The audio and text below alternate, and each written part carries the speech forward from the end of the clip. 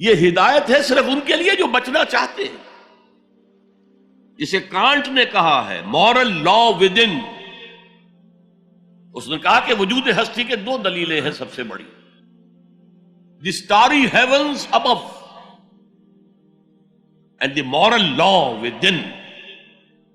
ہمارے اندر مورل لا ہے، یہ اچھا ہے یہ برا ہے، یہ خیر ہے یہ شر ہے، یہ مورل لا ہے اندر. جن کا یہ مورل لا فطرت کی صحت و سلامتی کی بنیاد پر برقرار ہے، جو تمیز کرتے ہیں بھلائی اور برائی میں، ان کے لیے ہدایت ہے. اولاً وہی آتے ہیں سلیم الفطرت لوگ، ابو بکر اور عثمان رضی اللہ تعالی عنہما، والذین تبعوہم بإحسان. پھر کچھ لوگ ان کے پیچھے پیچھے بھی آتے ہیں.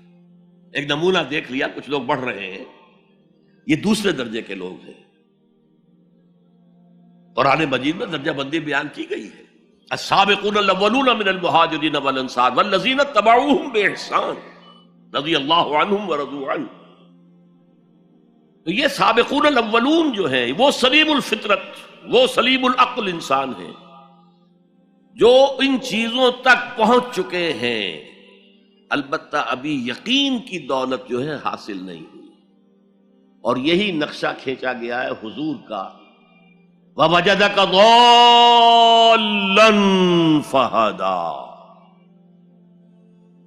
ضال کا ترجمہ جو ہے گمراہ بھی کر دیا جاتا ہے.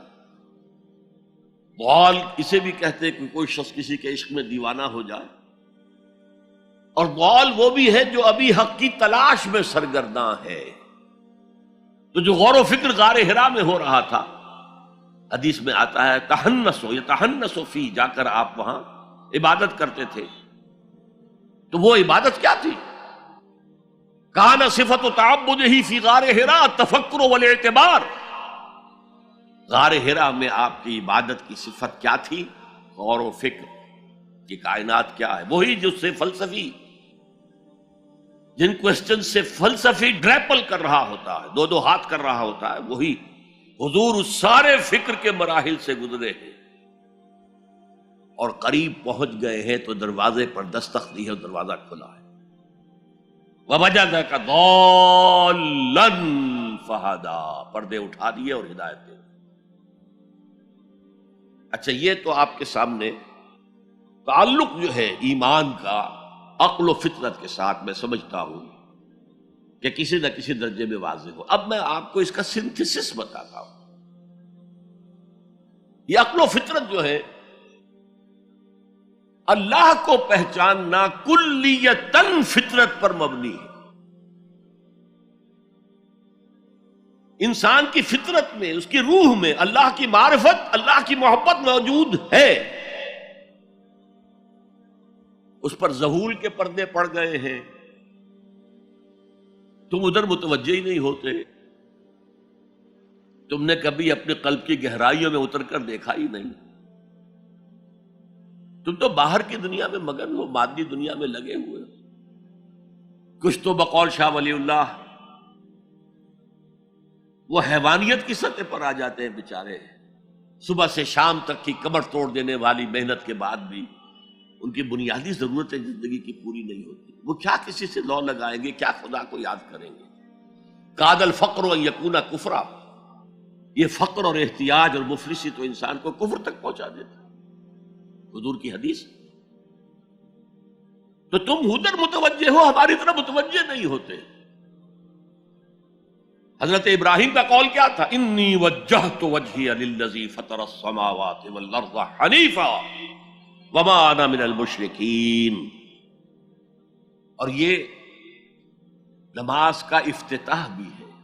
انی وجہت وجہی، میں نے اپنا رخ سیدھا کر لیا ہے اللہ کی طرف، حنیف یکسو ہو کر، دائیں بائیں کوئی میری توجہ نہیں جا رہی. یہ ہے در حقیقت اس عبادت کا تقاضا، جو کہ شکر کا لازمی نتیجہ. اب اس کا سنتھیسس دیکھیے. میں نے کہا کہ سب سے پہلے ایمان باللہ وہ کلیتاً فطرت پر ہے.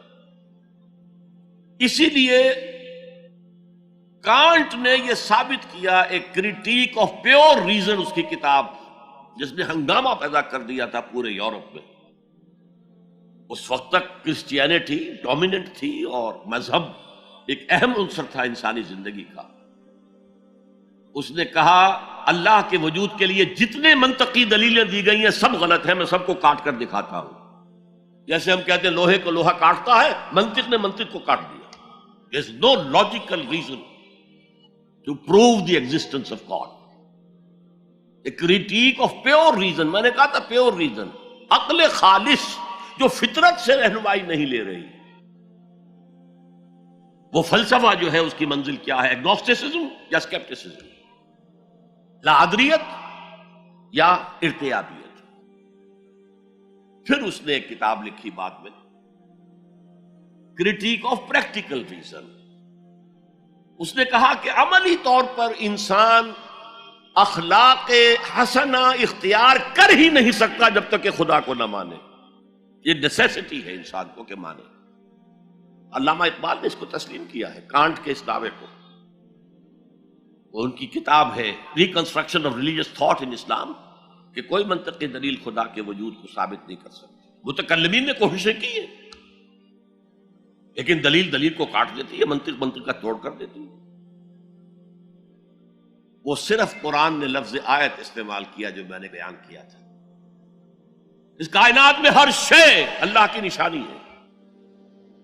جیسے آپ کو اپنے کسی دوست کی دی ہوئی کوئی شے دیکھتے ہی دوست یاد آ جاتا ہے، ایسے ہی آفاق و انفس میں اللہ کی نشانیاں ہیں۔ تمہارے اندر بھی اللہ کی نشانیاں ہیں۔ ذرا توجہ تو کرو، آفاق کو دیکھو، کھول آنکھ، فلک دیکھ، زمین دیکھ، فضا دیکھ۔ افلا ينظرون الى الابل كيف خلقت والى السماء كيف رفعت والى الجبال كيف نصبت والى الارض كيف سطحت فذكر انما انت مذکر۔ کیا یہ دیکھتے نہیں، غور نہیں کرتے اونٹ کو کیسے پیدا کیا گیا، کتنا اپنے ماحول کے ساتھ مناسبت رکھتا ہے، 7 دن نہ کچھ کھانے کو ملے نہ پینے کے ملے، اسے کوئی پرواہ نہیں۔ اس صحرا لقدق صحرا کا جہاز، وہ دیکھتے نہیں آسمان کیسے بلند کر دیا گیا، دیکھتے نہیں پہاڑ کیسے گاڑ دیے گئے، دیکھتے نہیں زمین کیسے پھیلا دی گئی۔ اے نبی آپ یاد دہانی کرائیے، یہ نشانیوں کی طرف متوجہ کر دیجئے۔ آپ سوائے یاد دہانی کرانے والے کے اور کچھ نہیں ہے۔ آپ کے ہاتھ میں اختیار نہیں ہے کہ آپ اللہ کو منوا لیں، یہ تو تمہارے اندر سے فطرت سے ابھر کر گواہی آئے گی۔ اب دیکھیے اس کے لیے آیت، جسے میں یہ قرآن مجید کی طویل آیات میں سے، جیسے آیت البر ہم نے پڑھی تھی، ان فی خلق السماوات والارض واختلاف اللیل والنہار والفلک التي تجری فی البحر بما ينفع الناس وما انزل اللہ من السماء من ماء فاحیا به الارض من بعد موتها وبث فیہا من کل دابۃ وتصریف الریاح والسحاب المسخر بین السماء والارض لآیات لقوم یعقلون۔ یقیناً آسمان اور زمین کی تخلیق میں، رات اور دن کے الٹ پھیر میں، اس کشتی یا جہاز میں کہ جو ایسا سامان لے کر چل رہی ہوتی ہے جو لوگوں کو نفع پہنچاتی ہے، اور وہ جو اللہ نے آسمان میں سے پانی اتارا اور اس سے زمین کو اس کی موت کے بعد زندہ کر دیا اور زمین میں پھیلا دیے ہر طرح کے جاندار، اور یہ ہواؤں کا چلنا اور یہ بادل جو مسخر ہے زمین و آسمان کے مابین، ان میں سے ہر ایک نشانی ہے، پہچانو۔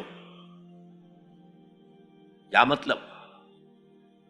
تم نے کسی مصور کی تصویر دیکھی، تعریف تصویر کی کرتے ہو یا مصور کی کرتے ہو؟ مصور کا کمال ہے، تصویر میں کیا ہے؟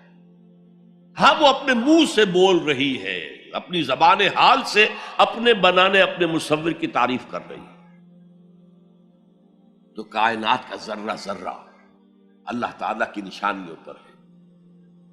شیخ سعدی نے کہا، بڑا پیارا شعر ہے، برگ درختان سبز در نظر ہوشیار ہر ورق دفترست از معرفت کردگار۔ یہ جو سبز درختوں کے پتے ہیں، ایک نگاہ ہوشیار جو کہ ان کی حقیقت کو پہچان سکے، اس کے نزدیک ہر پتا معرفت کردگار کا ایک بہت بڑا دفتر ہے۔ اور آج ہمیں معلوم ہے ہر پتا ایک فیکٹری ہے، فوٹو سنتھسس کا عمل اس میں ہو رہا ہے، سورج کی انرجی کو جذب کیا جا رہا ہے۔ برگ درختان سبز در نظر ہوشیار، ہر ورق دفتر است از معرفت کردگار۔ تو جو آیت میں نے آپ کو سنائی اسے میں نے نام دیا ہے آیت الآیات۔ اتنی آفاقی آیات کسی اور آیت میں جمع نہیں کی گئی جتنا بڑا گلدستہ ہے یہاں۔ ان فی خلق السماوات والارض واختلاف اللیل والنہار والفلک التي تجری فی البحر بما ينفع الناس وما انزل اللہ من السماء من ماء فاحیا به الارض بعد موتها وبث فیہا من کل دابۃ وتصریف الرياح والسحاب المسخر بین السماء والارض لآیات لقوم یعقلون۔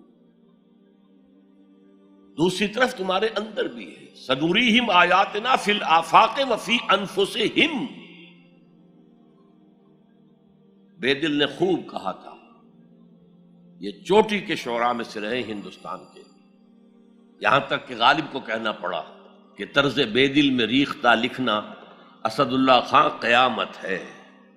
آسان نہیں ہے طرز بے دل میں اردو میں شاعری کرنا، وہ فارسی کے شاعر تھے۔ ستمست گر ہوست کشد کے بسیر سرگ و سمندرا تجھے غنچہ کم نہ دمیدئی در دل کشا بچمن درا۔